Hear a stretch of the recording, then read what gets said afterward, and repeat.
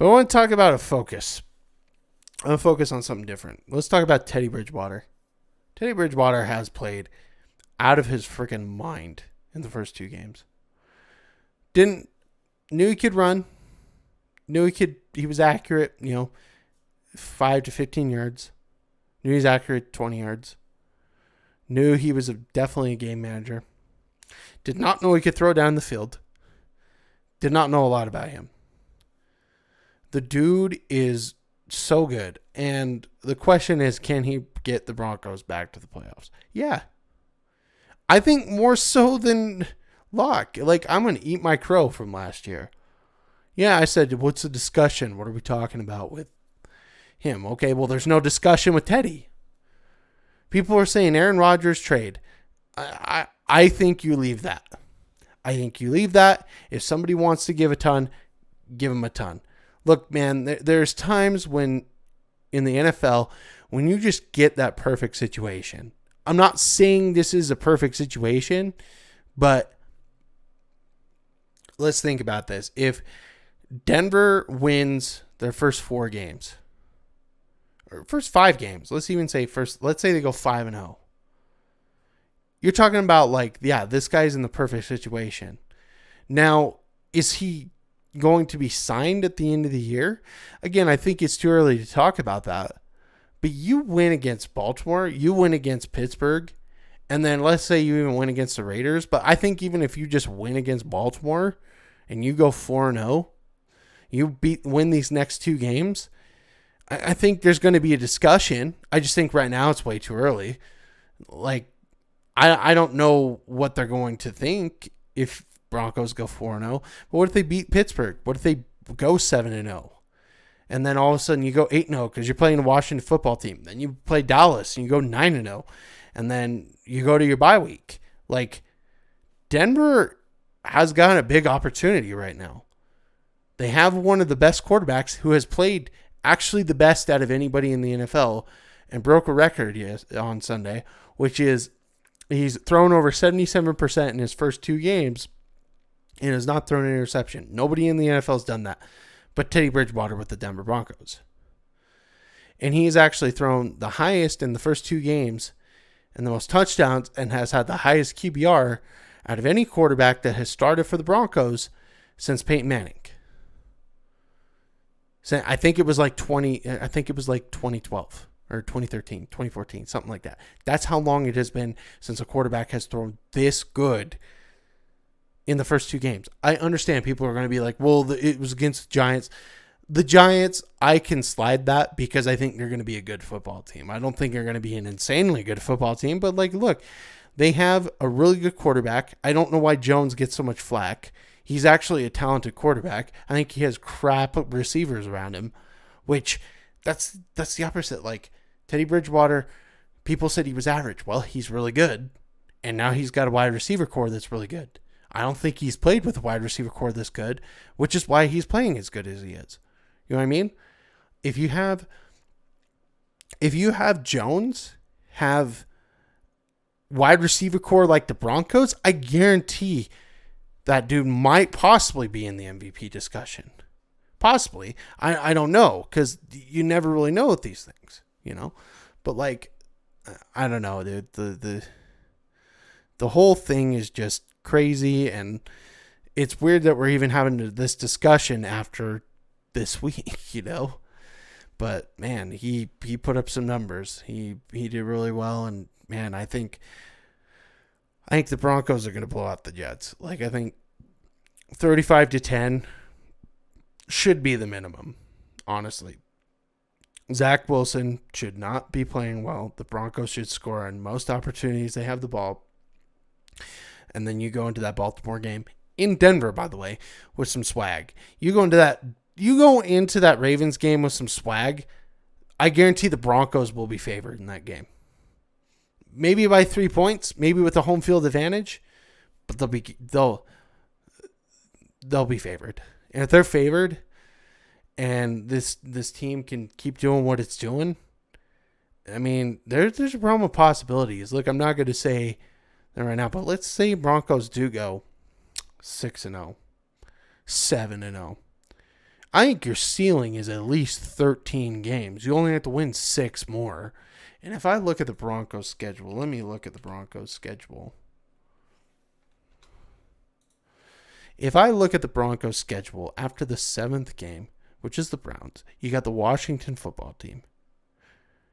I think it is the 7th one. 2, 3, 4, 5. Yeah. Washington football team. You got the Cowboys, which that's the only, to be honest, is the only NFC East team that worries me. And I might actually be going to that game, but that's that's besides the point. The Eagles, the Chargers, the Chiefs, the Lions, the Bengals, the Raiders, the Chargers, okay? You're 7-0, okay? I think you could win against Washington football team, the Cowboys. There you go. You're 9-0, 10-0. I think you could beat the Chargers, 11-0. Let's give the Chiefs a wash, so that's a 0. So you're 11-1.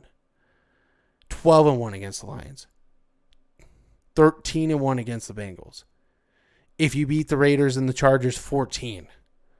I think the Broncos' ceiling is 13 to 14 games if they get past both Pittsburgh and the Ravens. You beat the Jets, you beat the Ravens, and you beat the Steelers. I do not see how you cannot win 13 games with the schedule they have. Because you've already proven you could beat those teams. And if you beat the Raiders at home and you beat the Browns on the road, like, come on, man. You're 7-0. You only have 6 more to go. I'm not saying that's going to happen, and I don't think it will. But, like, to say, because I heard somebody say 10 wins is the ceiling. I don't think so. I think the ceiling for this team, getting up to the Ravens, if you go 4-0 or 5-0, is at least 12 to 14. That's my number. And I'm not just being optimistic. I really think if Teddy Bridgewater is going to play this good and the defense is going to play like they did on Sunday, most every game, yeah, they're going to be up there.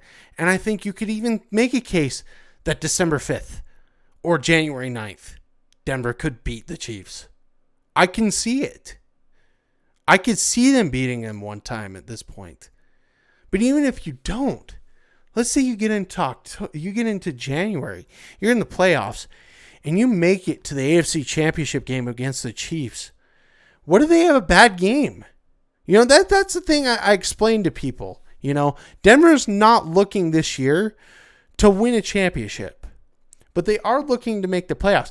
But if you make the playoffs and you have teams that are off, like let's say the Chiefs have a bad game in the AFC Championship game, and you're there, you're going to the Super Bowl. I'm not saying the Broncos will make it to the Super Bowl because, again, I don't think that's a possibility right now. But imagine you win those amount of games.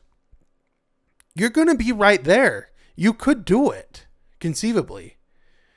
And I just think, man, like, it's crazy to think 2-0 right now, which is what I expected. I expected them to be 3-0. And you go through this season and you have a masterful record and you get Teddy Bridgewater to the Super Bowl. Let's say he wins it. Like, you pay the man. Screw Aaron Rodgers. I don't want him at that point. Like I said, I just think it's a situation that Denver is probably really happy to be in right now because they got a quarterback that's working. And I just think that this is a perfect situation for Teddy. I think right now, I think it's too early to tell. But if you get him to win those big games in the middle of your schedule in October, then we have that discussion. And then we're discussing not just playoffs. We're discussing maybe something even bigger.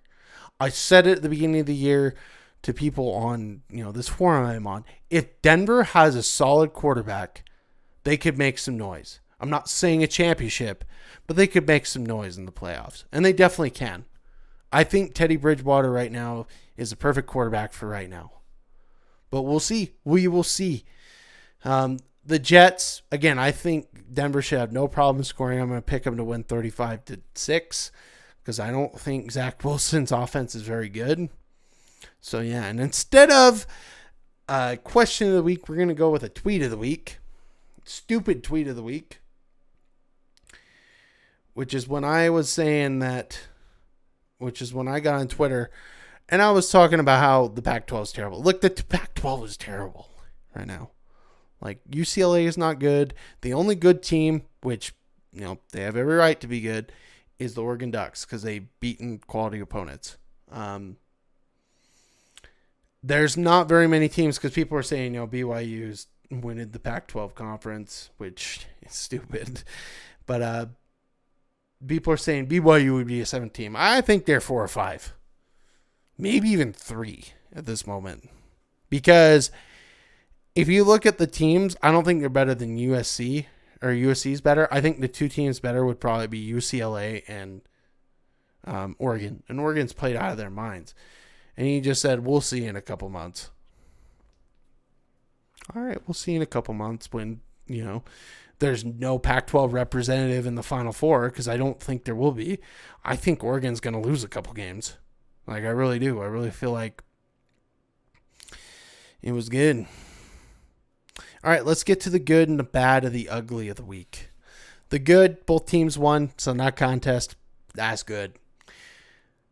The bad, that pick was really bad by Jaron. Please don't do that anymore.